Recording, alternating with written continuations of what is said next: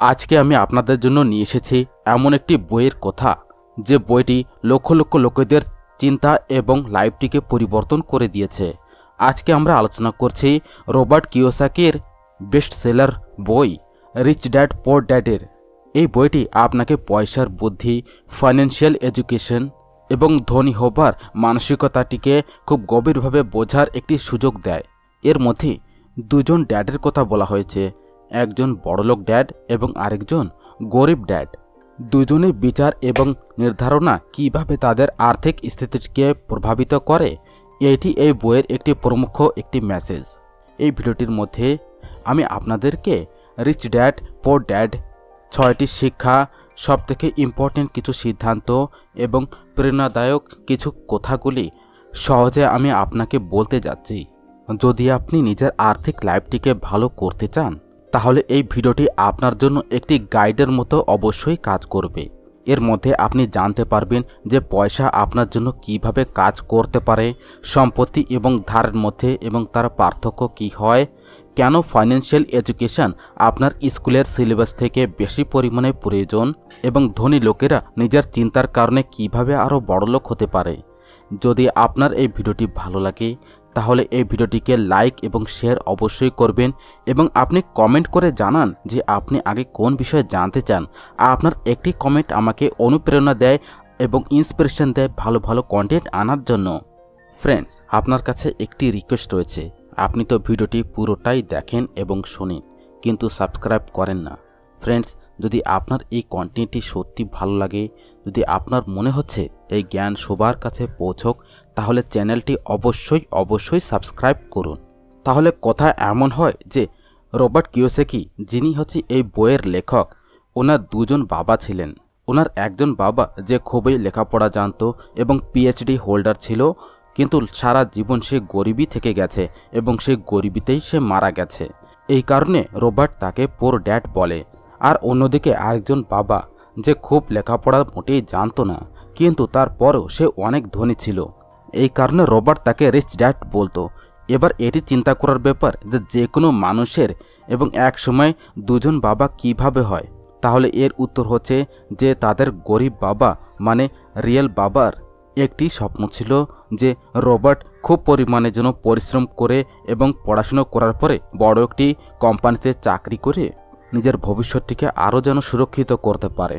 কিন্তু রবার্টের দ্বিতীয় বাবা যে খুব ধনী ছিল, সে অ্যাকচুয়ালি রবার্টের ফ্রেন্ড মাইকের বাবা ছিল। আর সে চাইতো যে রবার্ট নিজের লাইফে কিছু চ্যালেঞ্জেস নেয় এবং সে সব কিছু যেন স্কুলে শেখাই যায় না। কিছু শিক্ষা এমনও থাকে যেটিকে মানুষ নিজের লাইফের অনুভবের কারণেই তারা শিখতে পারে। স্কুলে পড়াশোনা শুধুমাত্র আপনাকে ভালো একটি গ্রেড দিতে পারবে, কিন্তু লাইফের পড়াশোনার মধ্যে অনেক কিছু আমাদেরকে শিখিয়ে যায়। সত্যি লেখাপড়ার একটি আলাদাই ইম্পর্টেন্ট রয়েছে, কিন্তু এর ভরসে বসে থেকেই আমরা সব কিছু প্রাপ্ত করতে মোটেই পারবো না।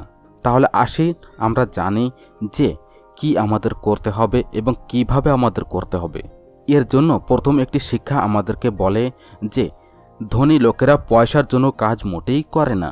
শুনতে একটু অবাক অবশ্যই মনে হয়, কিন্তু এই লাইনটিকে বোঝার জন্য এই কথাটি আপনাকে অনেক বেশি পরিমাণে সাহায্য করবে। হয় এমনটা যে একজন লোক ছিল যার কাছে একটি গাধা ছিল। যখনই সেই গাধা দিয়ে তাকে কোনো পরিশ্রম করতে হতো, সে তার সামনে একটি গাজর এনে রেখে দিত এবং সামনে এনে রাখত। ওই গাজরটিকে দেখেই গাধা গাজরটি খাবার লোভে কাজ করতেই যেত। তার অনেক আশা ছিল যে একদিন সে ওই গাজর পর্যন্ত অবশ্যই পৌঁছে যাবে।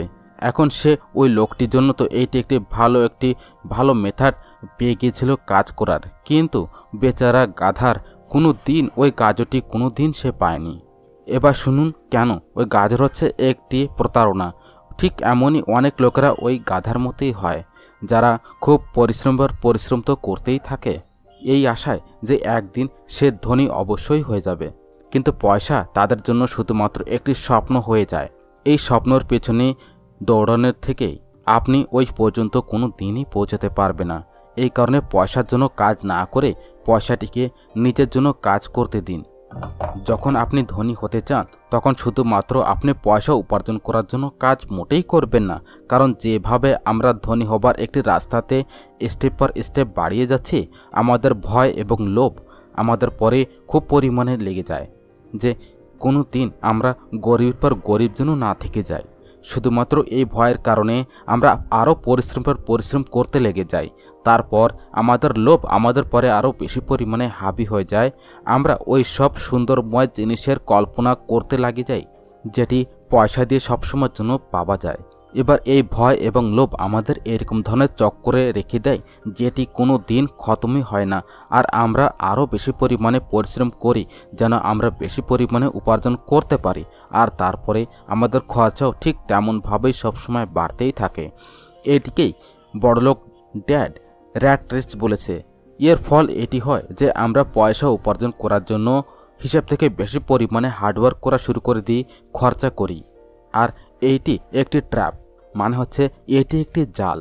আর আপনাকে লোভ এবং ভয়ের এই ট্র্যাপটি সবসময়ের জন্য অ্যাভয়েড করতে হবে, কারণ আমাদের মধ্যে থেকে বেশিরভাগ লোকেরা যারা ধনী হতে চায় তারা এই ট্র্যাপের একটি শিকার সবসময়ের জন্য হয়।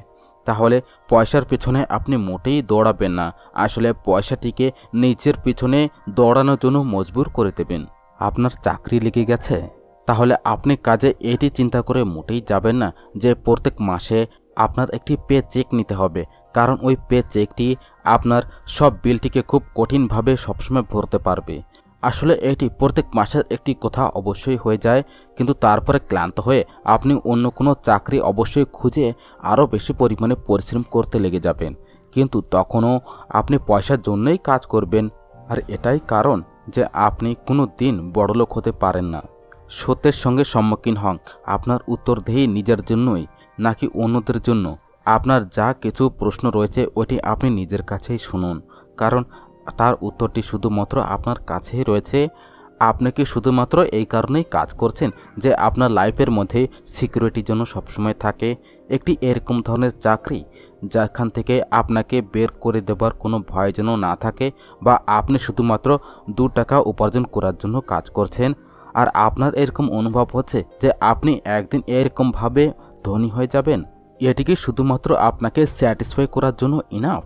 যদি আপনার উত্তরটি এই জায়গায় হ্যাঁ হয়, তাহলে আপনার চিন্তার পরে খুব পরিমাণে আমার আফসোস হচ্ছে, কারণ আপনি যে বড়লোক হবার স্বপ্নটি দেখেছেন না, ওটি কোনো দিন পরিপূর্ণ হবে না। আপনি সব দিন গর্বিতে সব দিন লাইফটি ব্যতীত করবেন।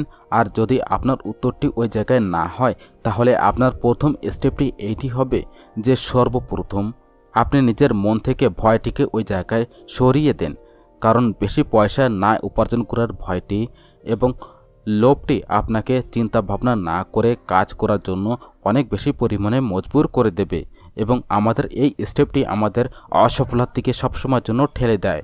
আমাদের সবার মধ্যে ভয় এবং লোভের একটি ভাবনা সবসময় থাকে এবং এটি ন্যাচারাল, কিন্তু এটিকে নিজের পরে এত বেশি পরিমাণে হাবি হতে দেবেন না যে আমরা এর বশে হয়ে আরও উল্টো পাল্টা একটি নির্ধারণ নেওয়া শুরু করে দিই। ভালো হবে যদি আমরা যা কিছুই করি নাকি প্রথমে তার ব্যাপারে অনেক বেশি পরিমাণে খুব পরিমাণে চিন্তা করি, সব দিন মন থেকে নেই, আসলে ব্রেন থেকে কাজ নিতে হবে।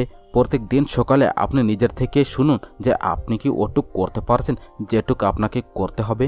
আপনি কি নিজের পোটেনশিয়ালটিকে পরিপূর্ণভাবে ব্যবহার করতে পারছেন? সাধারণ লোকের মতো চিন্তা করাটি ওই জায়গায় ছেড়ে দিন যে কাজটি শুধু এবং শুধুমাত্র পয়সার জন্য করা হয়। এইটি চিন্তা করে আপনি ওই জায়গায় ছেড়ে দিন যে আমার বস ওই জায়গায় কম পয়সা দেয়, আমার বেশি পরিমাণে আরও পাওয়া উচিত, আমি না এর থেকে বেশি উপার্জন করতে পারবো। একটি কথা সবসময় মনে করে রাখবেন যে আপনার সমস্যার জন্য শুধুমাত্র আপনি দায়িত্ববান, অন্য কেউ না। বস যদি আপনার স্যালারিটি ওই জায়গায় না বাড়ায়, তাহলে তাকে আপনি দোষ মোটেই দেবেন না। যখন আপনি নিজের সমস্যার দায়িত্বটি নিজেই নেন, তাহলে আপনি তার একটি সমস্যার সমাধান করতে পারবেন।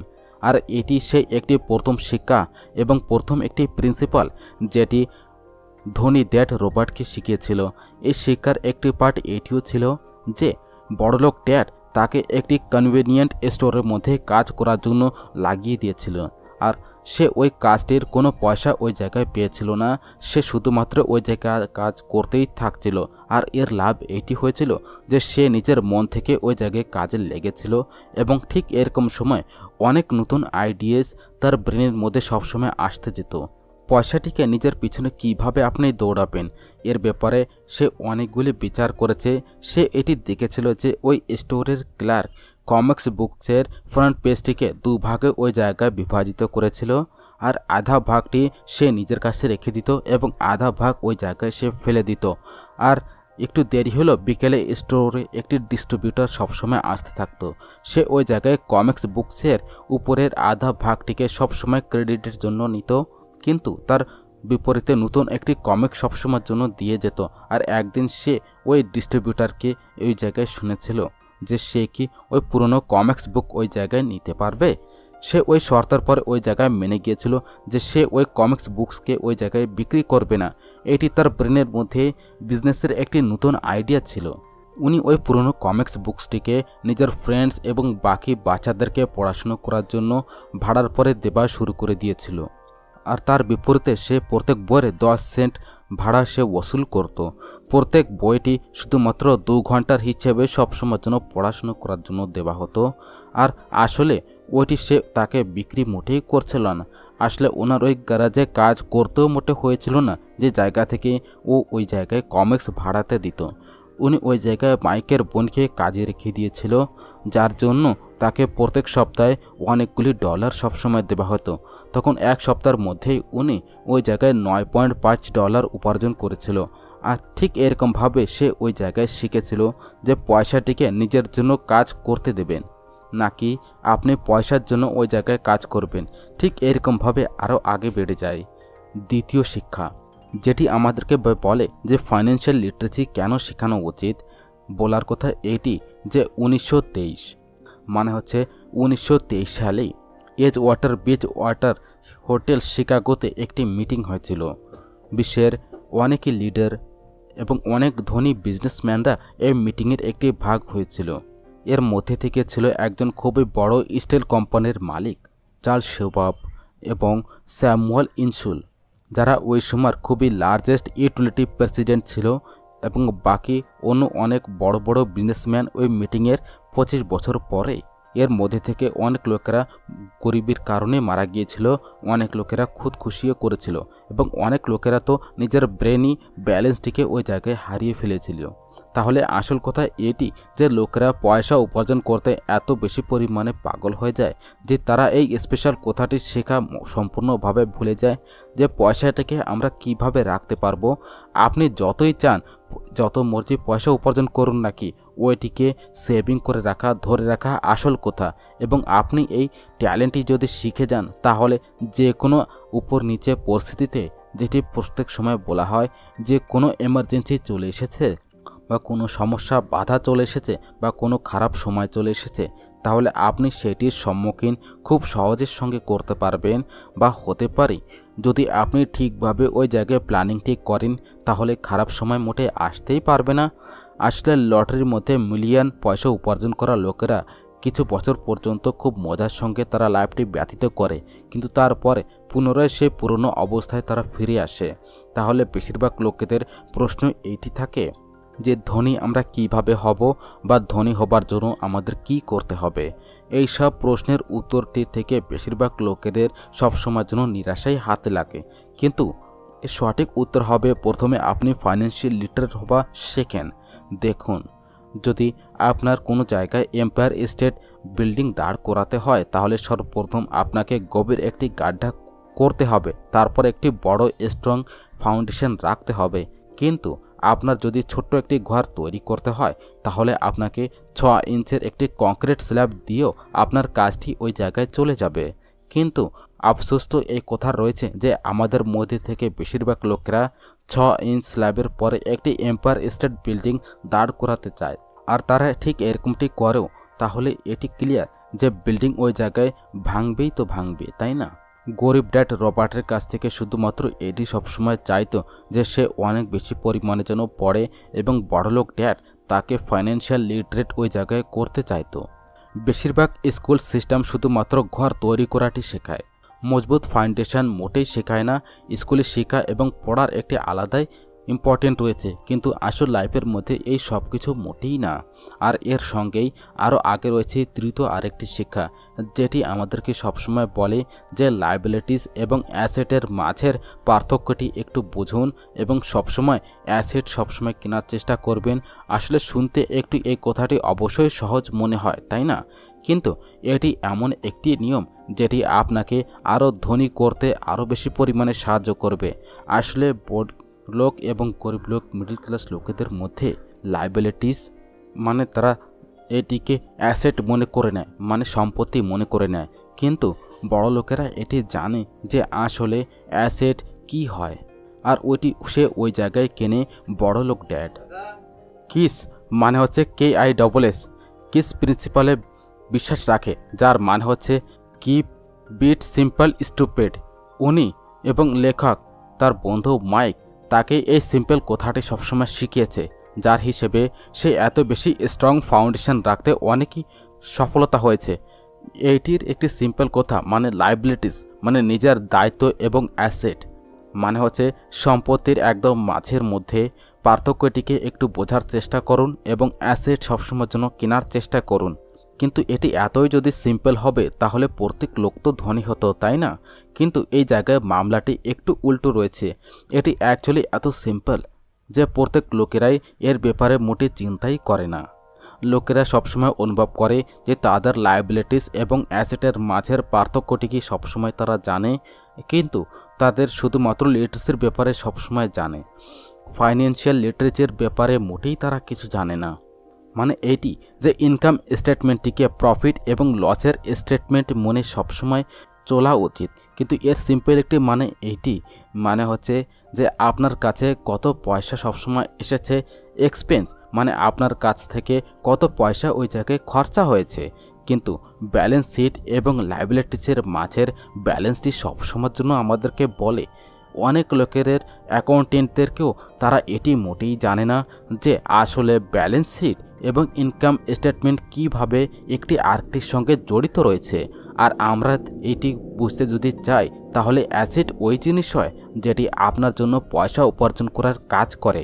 মনে করে নিন যে আপনি কোনো ঘর কিনে ওইটিকে ভাড়ার পরে দিতে চাচ্ছেন, আর ওই ভাড়া থেকে আপনি ওই লোনটি ওই জায়গায় চুকাতে পারবেন যেটি ঘর কেনার জন্য আপনি নিয়েছিলেন। এবার ঘরটিও আপনার হয়ে গেছে এবং ওর সঙ্গে কানেক্টেড ভাড়াটিও আপনার হলো। এর বিপরীতে লায়াবিলিটিস আপনার জেব থেকে পয়সাটি সবসময়ের জন্য খরচা করায়। যেমন ঘরটি কিনে তার মধ্যে থাকলে আপনি কোনো ভাড়া মোটেই পাবেন না।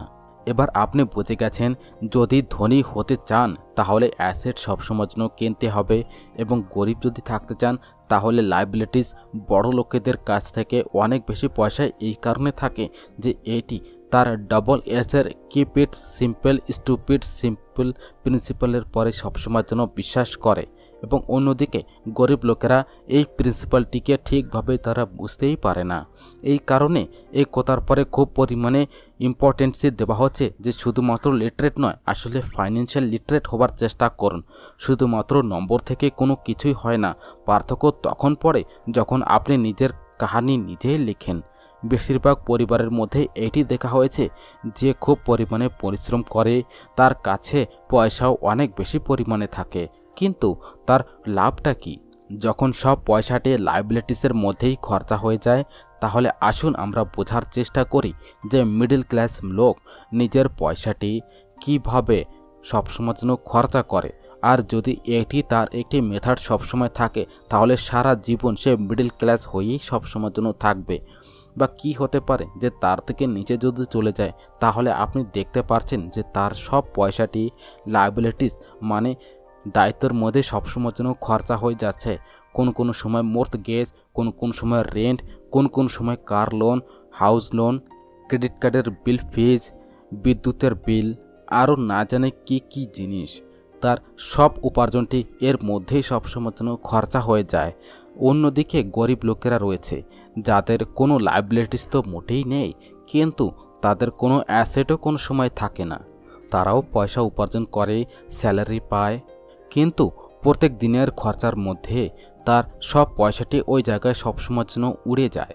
মনে করে নিয়েছি যে একজন গরিব লোক $1000 প্রত্যেক দিন উপার্জন করে, তার মধ্যে থেকে $300 সে নিজের ছোট্ট একটি ঘরের ভাড়ার মধ্যে খরচাও করে দেয়।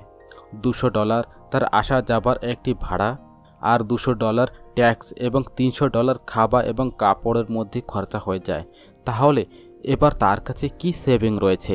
কোনো কিছুই সেভিং নেই। আর কোনো সময় তো উধারটে নিয়েও তাকে সবসময়ের জন্য কাজ করতে হয়, যার কারণ সে আরও বেশি পরিমাণে আরও বেশি গরিব হয়ে যায়। এর বিপরীতে বড় লোকেরা অ্যাসেট সবসময়ের জন্য কিনে রাখে, আর তারপরে তার ওই অ্যাসেটটি তাকে আরও বেশি পয়সা উপার্জন করে দেয়। তার উপার্জনটি ঠিক এরকমভাবে 2 থেকে 4, 4 থেকে 8 হয়েই যায়। আর বেশিরভাগ বড় লোকেরা ব্রেনের সঙ্গে কাজ নেয়, আর তারপরে ওই ঘরটি লোনের পরে নিয়ে সেটিকে আরও ভাড়ার পরে লাগিয়ে দেয়। কোনো পরিশ্রম না করে প্রত্যেক মাসে তারা ভাড়া পেতেই থাকে, যেটিকে তারা লোনটি ওই জায়গায় চুকিয়ে দেয়। এটিকে আপনি কিছুটা এমনভাবে বুঝতে পারেন যে আপনি মনে করে নিন যে লোনের ইনস্টলমেন্ট $1 রয়েছে, তাহলে সে নিজের ঘরের $2 ওই জায়গায় ওসুল সবসময়ের জন্য করবে, $1 ব্যাংকে দেবে, আর আরেকটি নিজের পয়সা তো হয়েই গেছে, তাই না? কোনো পরিশ্রম না করে পয়সা উপার্জন করা। অ্যাকচুয়ালি আমির ড্যাড এবং গরিব ড্যাডের মাঝের চিন্তার একটি পার্থক্য রয়েছে। নিজের পয়সাটিকে আপনি কিভাবে খরচা করবেন, শুধুমাত্র এই একটি ব্যাপার, আর কোনো কিছুই না। 1966 দিনের কথা যদি এবং ওই সময়ের বাচ্চার কাছে যদি শোনা হতো যে সে বড় হয়ে কী হবে, তাহলে সবার কাছে এইটি উত্তর থাকতো যে ভালো একটি গ্রেড নিয়ে আসবে এবং ডক্টর হবে, ইঞ্জিনিয়ার হবে। তখন সবাই এটি অনুভব করত যে ভালো গ্রেড নিয়ে এসে সে আরও বেশি পরিমাণে পয়সা উপার্জন করতে পারবে। কিন্তু আসলে তার মধ্যে থেকে বেশি বাচ্চারা আজকে বড় হয়ে ডক্টরও হয়ে গেছে। তারপরেও তাদের মধ্যে থেকে অনেক লোকেরা আজকের সময় ফাইন্যান্সিয়ালি স্ট্রাগল সবসময় করতে দেখা যাচ্ছে, কারণ তারা সবসময় এটি অনুভব করেছিল যে বেশি পয়সা উপার্জন করলে তাদের সব সমস্যা ওই জায়গায় দূর হয়ে যাবে। কিন্তু আজকের সময় এরকমটি মোটেই হয় না। আজকে অনেক বাচ্চারা ফেমাস অ্যাথলিট সবসময়ের জন্য হতে চায়, বা সিইও হতে চায়, বা অনেক কোনো বড় মুভি স্টার বা রক স্টার, কারণ তারা এটি জানে যে ভালো পড়া এবং ভালো গ্রেডের ভরসায় সবসময় বসে থেকে তারা ক্যারিয়ারের মধ্যে বেশি পরিমাণে সাকসেস মোটেই পাবে না। আজকের সময় ফাইন্যান্সিয়াল নাইটমেয়ার আরও বেশি সাধারণ হয়ে গেছে। বেশিরভাগ নতুন বিবাহিত জোড়িরা এটি সবসময় চিন্তা করে যে তাদের স্যালারি এখন ডবল হয়ে যাবে, কারণ দুজনে ওই জায়গায় পয়সা উপার্জন করছে। একটি ছোট্ট একটি ঘরে থেকেই তারা এখন বড় একটি ঘরের স্বপ্ন সবসময়ের জন্য দেখে। এই কারণে তারা ওই জায়গায় পয়সাটি সেভিং করা শুরু করে দিচ্ছে। এর কারণেই তাদের সব ধ্যানটি শুধুমাত্র নিজের ক্যারিয়ার তৈরি করার দিকে সবসময়ের জন্য থাকে। তাদের উপার্জনটি ওই জায়গায় আরও বেশি পরিমাণে বেড়ে যায়, তাহলে এটি ক্লিয়ার যে সেই হিসাবে ওই জায়গায় খরচাটিও বেড়ে যায়। তাহলে ব্যাপারটি এরকম, যখন আপনি ফাইন্যান্সিয়াল লিটারেট না হয়ে ওই জায়গায় পয়সা তৈরি করেন বা কোনো কিছু চিন্তাভাবনা না করে ওইটিকে ওই জায়গায় খরচা করেন, তখন এটি এরকম হয় যে আপনি আগের থেকে আরও বেশি পরিমাণে খরচা করতে শুরু করে দেন। এটি এমন একটি ধরনের চক্কর যেটি সবসময় পুনরায় চলতেই থাকে। নতুন কানেক্টেড জোড়ি এখন এত পরিমাণে পয়সা উপার্জন করে নিয়েছে যে এখন সে বড় একটি ঘর ওই জায়গায় কিনতে পারবে। তারা তো এটি সবসময় অনুভব করবে যে এখন তারা একটু বড় লোক হয়ে গেছে, কিন্তু সত্য এটি যে বড় ঘরের সঙ্গে তারা আরও নতুন নতুন লাইবিলিটিসও কিনে নিয়েছে। তাদের ক্যাশ ফ্লোর মধ্যে এখন প্রপার্টিজ ট্যাক্সের খরচাটিও বেড়ে গেছে। এখন তাদেরকে নতুন একটি গাড়িও খুব পরিমাণে প্রয়োজন, ফার্নিচারও প্রয়োজন, সব কিছু এখন নতুন প্রয়োজন। তাদের লাইবিলিটিস ওই জায়গায় বাড়তেই থাকছে। আর বেশিরভাগ এরকমটি হয় যে তাদের ইনকামের সঙ্গে সঙ্গে খরচাটি ওই জায়গায় আরও বেশি পরিমাণে বেড়ে যায়, আর তারপরে একদিন হঠাৎ করে সত্যটি ওই জায়গায় ওপেন হয়ে যায়। কিন্তু তৎসময় পর্যন্ত আমরা ওই র্যাট রেসের মধ্যে খুব ভালোভাবে আরও বেশি পরিমাণে ফেঁসে যাই। আর তারপরে এরকম ধরনের লোকেরা আমাদের লেখক রবার্টের কাছে এসে শোনে যে তারা ধনী কিভাবে হতে পারবে। এবার এই প্রশ্নটি তো সমস্যার একটি গোড়া, কারণ হচ্ছে সবাই এটি মনে করে যে পয়সাই সব জিনিসের একটি সমাধান এবং ট্রিটমেন্ট।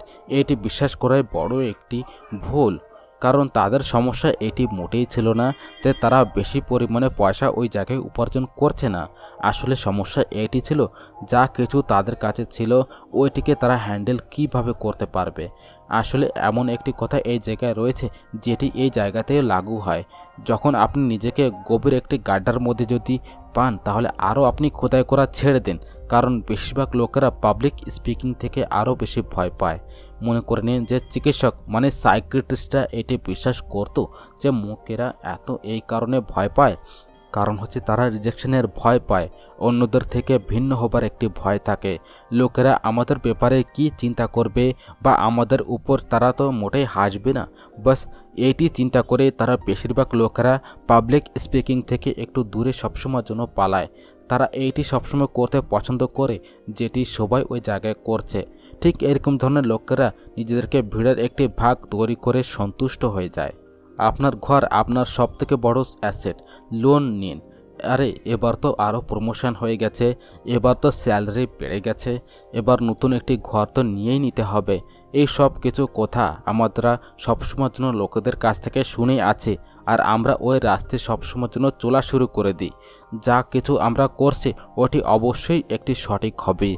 ভাই, এত সব লোকরা এক জায়গায় হয়ে কোনো ভুল তো মোটেই করতে পারে না।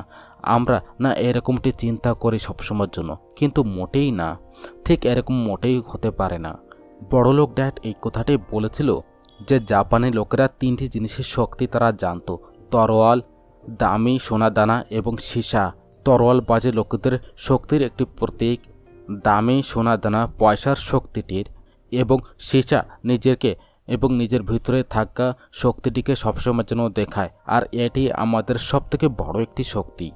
যখন আপনি নিজেকে জানেন সীসার একদম সামনে, তখন আপনি নিজের থেকে একটি প্রশ্ন করতে পারেন যে আমি ওই জায়গায় সঠিক রয়েছি বা আমাকেও ভিড়ের একটি ভাগ হয়ে সবসময়ের জন্য থাকা উচিত। তখন যে উত্তরটি আপনি ওই জায়গায় পাবেন ওটি আপনার একটি সত্যিকারের একটি শক্তি। এই কারণে গরিব এবং মিডল ক্লাস নিজেকে সবসময় পয়সার একটি গোলাম হতে দেয়। এই কারণে সে কোনো দিন ওই জায়গায় বড়লোক হতে পারে না। 16 বছরের রবার্ট এবং মাইক বড়লোক ড্যাডের সঙ্গে ওই জায়গায় প্রত্যেক ওই মিটিংয়ে সবসময়ের জন্য যেত, যে নিজেকে ওই জায়গায় অ্যাকাউন্টেন্ট, ম্যানেজার, ইনভেস্টর এবং এমপ্লয়ের সঙ্গে সবসময়ের জন্য রাখত। এই জায়গায় এমন একটি বড়লোক ড্যাড সবসময়ের জন্য দেখা যায় যে পড়াশুনো তো মোটেই জানতো না, যে ওই জায়গায় 13 বছরের বয়সে স্কুলটি ছেড়ে দিয়েছিল, কিন্তু আজকে সে ওই জায়গায় মিটিং করতে পারে এবং নিজের নিচে কাজ করা সব পড়াশুনো জানা লোকেদেরকে ওই জায়গায় অর্ডার দিতেই থাকে, তাদেরকে বিজনেসের টিপসটি সবসময় বোঝায়। একটি এরকম ধরনের মানুষ যে ভিড়ের ভাগ মোটেই তৈরি হয়নি, সে ওই জায়গায় রিস্ক নিয়েছে এবং যে লোকেদের চিন্তা ভাবনা মোটেই করেনি। এই কারণে কোনো ভয় ওই জায়গায় ছিল না যে লোকেরা তার ব্যাপারে কি চিন্তা করবে। এই মিটিংয়ের ফল এটি হলো যে লেখক এবং তার ফ্রেন্ডস দুজনেই ওই জায়গায় স্কুলে পড়াশোনার মধ্যে মন মোটেই লাগাতে পেরেছিল না। যখনই তাদের টিচার তাদেরকে কোনো কাজ দিত, তারা ওইটিকে রুলসের হিসাবে সবসময়ের জন্য করতে হতো। তাহলে তারা এটি অনুভব করলো যে স্কুলে পড়াশুনো কিভাবে লোকেদের প্রতিভাটিকে ওই জায়গায় ইমপ্রুভমেন্ট করছে না, ওইটিকে আরও প্রেস করে দিচ্ছে, তাদের ক্রিয়েটিভিটিকে ওই জায়গায় মেরে দিয়ে তাদেরকে একটি ঢাঁচার মধ্যে রেখে এই সমাজের একটি মেশিনি ভাগ এবং ঘর তৈরি করে দিচ্ছে। আর তাদেরকে টিচারের এই কথা থেকেও সবসময়ের জন্য নেগলিজেন্সি ছিল যে ভালো গ্রেড নিয়ে এসেই সবসময় সাকসেসফুল এবং ধনী হওয়া যায়। ঠিক তেমনই একদিন রবার্ট নিজের গরিব ড্যাডের সঙ্গে ওই জায়গায় একটু কথা কাটাকাটি হয়ে গিয়েছিল। তার বাবা এটি বিশ্বাস করেছিল যে তাদের ঘর তাদের জন্য সবথেকে বেস্ট একটি ইনভেস্টমেন্ট, কিন্তু সে ওইটি একটি র্যাট রেসের মধ্যে ওই জায়গায় ভেঙে গিয়েছিল। তাদের ইনকাম এবং খরচাটি ওই জায়গায় বরাবর ছিল। তাদের ওইটিকে পরিপূর্ণ করার জন্য তাদের কাছে এক সময়ের জন্য একটি সমস্যা এবং ফুরসাত মোটেই ছিল না। এই কথাটি রবার্ট তাকে সবসময়ের জন্য বুঝাতে চাচ্ছিল যে তার বাবার জন্য ওই ঘরটি অ্যাসেট মোটেই নয়, আসলে লাইবিলিটিস রয়েছে। ঘরের মধ্যে তার পয়সাটি সবসময়ের জন্য খরচা হচ্ছিল। তার বিপরীতে সে কোনো কিছুই পাচ্ছিল না। এই কথাটি তার গরিব ড্যাড ওই জায়গায় মোটেই বুঝতে পারছিল না। আর শুধুমাত্র এটি পার্থক্য ছিল গরিব ড্যাড এবং বড়লোক ড্যাডের মাঝে। আসলে তাদের কথা কাটাকাটি তো সবসময় চলতেই লাগলো, কিন্তু তার গরিব বাবাকে এই কথাটি বলেছিল যে বেশিরভাগ লোকেদের লাইফ লোনটি চুকাতে চুকাতে জীবনটি কেটে যায়। যে ঘরটিকে সে ওই জায়গায় কেনে ওটি তার জন্য 30 বছর পর্যন্ত ওই জায়গাতে লোন ভরতেই থাকে। তারপরে বড় আরেকটি ঘর নেয় এবং নিজের লোনটি ওই জায়গায় সবসময়ের জন্য রিনিউ করে। এবার ঘরের দামটিও ঠিক সেইভাবেই সবসময় বাড়বে কি না এটি ডিপেন্ড করে। কিছু লোকেরা এইরকমও থাকে যারা ওই জায়গায় ঘর কেনার জন্য বড় একটি পয়সা নিয়েছিল। যত বেশি ঘরের দাম ছিল না তার থেকে বেশি ধার তার উপরে বেড়ে গিয়েছিল। এর সব থেকে বড় একটি ক্ষতি লোকেরা এটি পেল যে তারা বাকি জায়গাতে ইনভেস্টমেন্ট মোটেই করতে পারছিল না, কারণ তাদের সব পয়সাটি ওই ঘরের পরে লেগে গিয়েছিল। তারা কোনো দিন ইনভেস্টমেন্ট করার একটি সুযোগই মোটেই পায়নি, আর না তারা এই ব্যাপারে কোনো কিছু শিখতে পেরেছে। আর ঠিক এরকমভাবেই অনেক অ্যাসেট তার হাত থেকে ওই জায়গায় বের হয়ে গেল। যদি এর বিপরীতে লোকেরা শুধুমাত্র যদি অ্যাসেটের দিকে মনোযোগ দেয় তাহলে তাদের ভবিষ্যতে আরও বেশি পরিমাণে ভালো হতে পারে। এবার উদাহরণের জন্য রবার্টের বউয়ের প্যারেন্টস একটি বড় একটি ঘরে শিফট হয়ে গিয়েছিল।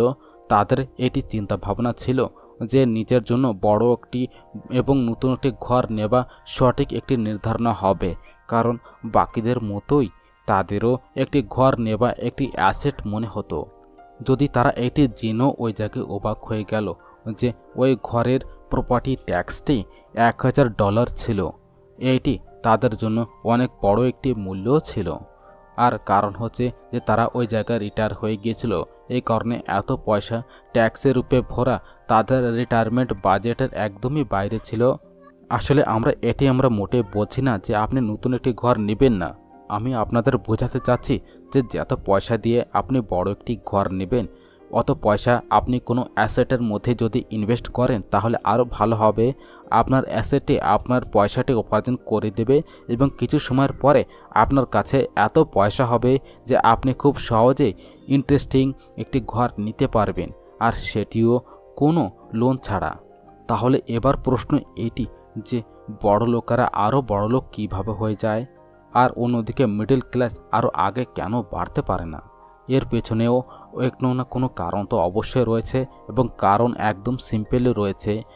বড় লোকেরা সবসময়ের জন্য সম্পত্তি মানে অ্যাসেট কেনে যেটি তাদের পয়সা দুগুণ করে দেয়, ডবল করে দেয়। ওই পয়সা দিয়ে তাদের সব খরচাটি খুব মজার সঙ্গে সমাধান হয়। এবং মিডল ক্লাস ওই জায়গায় কি করে? মিডল ক্লাস শুধুমাত্র মাসের একটি তারিখের জন্য ওয়েট করে, আর যখন তাদের স্যালারিটি আসে তখন সব স্যালারিটি তারা খরচাটিকে পরিপূর্ণ করতে খতম করে দেয়। তাহলে ইনভেস্টমেন্ট তারা কোন জায়গা থেকেই করবে? আর যখন ওই জায়গায় স্যালারিটি বাড়ে তখন তারপরও ওই জায়গাতে ট্যাক্সটি বেড়ে যায়, আর ঠিক ওই হিসাবে বাকি খরচাটি ওই জায়গায় বাড়া শুরু করে দেয়, আর শেষে ওই র্যাট রেসটি চলতেই থাকে।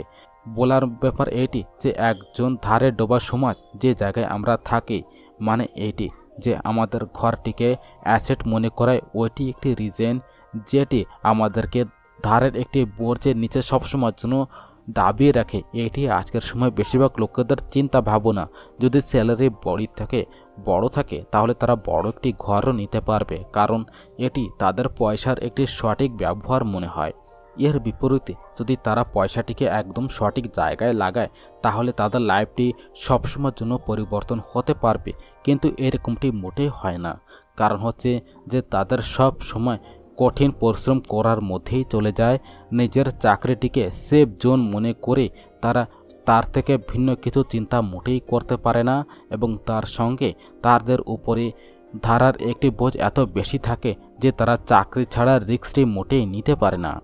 এবার আপনি নিজের থেকে একটি প্রশ্ন করুন যে আজকে আপনি চাকরিটি ছেড়ে বসে যান তাহলে আপনার কত দিন আপনার দিনটি চলবে? কারণ যদি আপনি ফাইন্যান্সিয়ালি লিটারেট যদি না থাকেন আর আপনি সারা জীবন শুধুমাত্র স্যালারির ভরসাতেই লাইফটি কাটান এবং অ্যাসেটের বিপরীতে নিজের লাইবিলিটিস ওই জায়গায় আরও বেশি করে নিয়েছেন, তাহলে আপনার লাইফটি আরও বেশি পরিমাণে কঠিন চ্যালেঞ্জিং হয়ে উঠবে। শুধুমাত্র নেটওয়ার্কের ভরসাতে আপনার কাজ মোটেই চলবে না। নেটওয়ার্ক সবসময় বলে যে আপনার কাছে সত্যি কত বেশি পয়সা রয়েছে, সেটি গ্যারেজে পড়ে থাকা কোনো পুরনো কারের রূপে থাকলে কি হবে। এবার এই কারটি কোনো কাজের থাকুক বা না থাকুক, আর অন্য জায়গায় ওয়েলথের মানে হচ্ছে যে আপনার কাছে যে পয়সাটি রয়েছে তার থেকে আপনি আরও কত বেশি পয়সা উপার্জন করতে পারেন। যেমন আপনি মনে করে নিন যে আপনার কাছে কোনো অ্যাসেট রয়েছে, যার কারণে আপনি প্রত্যেক মাসে $3000 একটি উপার্জন করতে পারবেন, আর প্রত্যেক মাসে আপনি $6000 ওই জায়গায় খরচা করতে পারবেন। তাহলে ওই জায়গায় আধা মাসের মধ্যেই আমরা গুজারা করতে পারবো। তাহলে সলিউশন এটি হবে যে আপনার অ্যাসেট থেকে পাওয়া পয়সাটিকে ওই জায়গায় আরও বাড়িয়ে নেন। যখন ওইটি $600 আপনি সবসময়ের জন্য পাবেন, তখন রাতারাতি ওই জায়গায় ধনী মোটেই হবেন না, কিন্তু ঠিক এরকমভাবেই ওই জায়গাতে ওয়েলথি হওয়া শুরু করে দেবেন। আর যদি আপনি হঠাৎ করে চাকরিটি ছেড়েও দেন, তাহলে আপনার অ্যাসেট আপনার সব খরচাটি কভার করে নেবে। এবার ওয়েলথি আপনি তখন হতে পারবেন যখন আপনার খরচাটি আপনার অ্যাসেটের গ্রোথের থেকে একটু কম থাকে। এবং এর সঙ্গে আগে রয়েছে 4তম শিক্ষা, যেটি আমাদেরকে বলে যে আপনি সবসময় নিজের কাজের সঙ্গে কাজ রাখবেন। বিশ্বের সবথেকে বড় ফুড চ্যাম্প ম্যাকডোনাল্ডের ফাউন্ডার রিক ককনি একটি ক্লাসের মধ্যে একটি স্পিচ দিচ্ছিল। এটি 1947-এর সময়ের কথা। ওনার এই স্পিচটি খুবই অদ্ভুত এবং শানদার ছিল। লোকেদেরকে সবসময় ইন্সপিরেশন দেওয়া স্পিচের পরে যখন MBA ক্লাসের স্টুডেন্ট ওই জায়গায় কিছু সময় তার সঙ্গে টাইমটি এক্সপেন্ড করার কথা আলোচনা করলো, তখন তাদের সঙ্গে ওই জায়গায় বিয়ার পান করতে চলে গিয়েছিল। কোথার মধ্যে হঠাৎ করে একটি প্রশ্ন করলো যে আপনারা সবাই কি এটি জানেন যে আমি কোন বিজনেসের মধ্যে রয়েছি। এবার এই কথা তো সবাই জানতো যে সে হ্যামবার্গার বিক্রি করত। এই কথার পরে সবাই হাসতে লাগলো এবং বলল যে তাদের আসল বিজনেস তো ওই জায়গায় রিয়েল এস্টেট। কারণ হচ্ছে যে ম্যাকডোনাল্ডের জন্য প্রত্যেক লোকেশনটি চয়েস করা একটু চিন্তা ভাবনা করে করা হয়। যে জায়গায় তাদের ফ্র্যাঞ্চাইজটি তৈরি করা হয় ওই মাটিটিও তার সঙ্গে সবসময়ের জন্য বিক্রি করা হয়। আর এর ডাইরেক্ট একটি মানে এটি হলো যে ম্যাকডোনাল্ডের ফ্র্যাঞ্চাইজ কেনারা ওই মাটিতেও তাদের কিনতে হতো। ঠিক এরকমভাবে এটি একটি রিয়েল এস্টেট বিজনেসও হয়ে গেল। আর এই শিক্ষাটি বড়লোক ড্যাড রবার্টকে সবসময়ের জন্য শেখালো যে প্রায় লোকেরা নিজের থেকে ছেড়ে দিয়ে বাকি সবার জন্য সবসময়ের জন্য কাজ করতেই থাকে।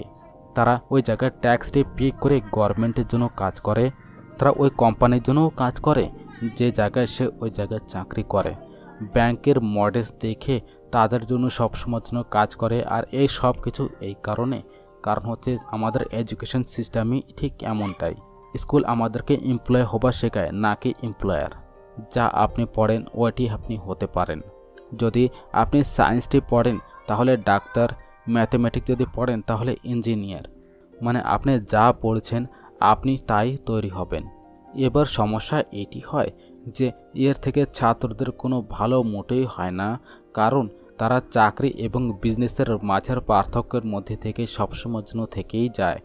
যখন কেউ শোনে যে আপনার কি বিজনেস রয়েছে, তখন আপনাকে এটি না বলা উচিত যে আমি একজন ডাক্তার রয়েছি বা একজন ব্যাংকার হয়েছে, কারণ তারা আপনার প্রফেশনাল, ওটি বিজনেস মোটেই নয়। আপনি যা কিছু রয়েছেন ওইটিকে নিজের বিজনেস সবসময়ের জন্য বানাবেন, চাকরি মোটেই না। নিজের সব বয়সটিকে নিজের উন্নতির জন্য কাজ করে করে তাদেরকে বড়লোক করতে বরবাদ মোটেই করবেন না। আসলে নিজের লাইফটিকে ওই জায়গায় আরও খুশহাল করার জন্য, আনন্দময় করার জন্য কাজ করবেন।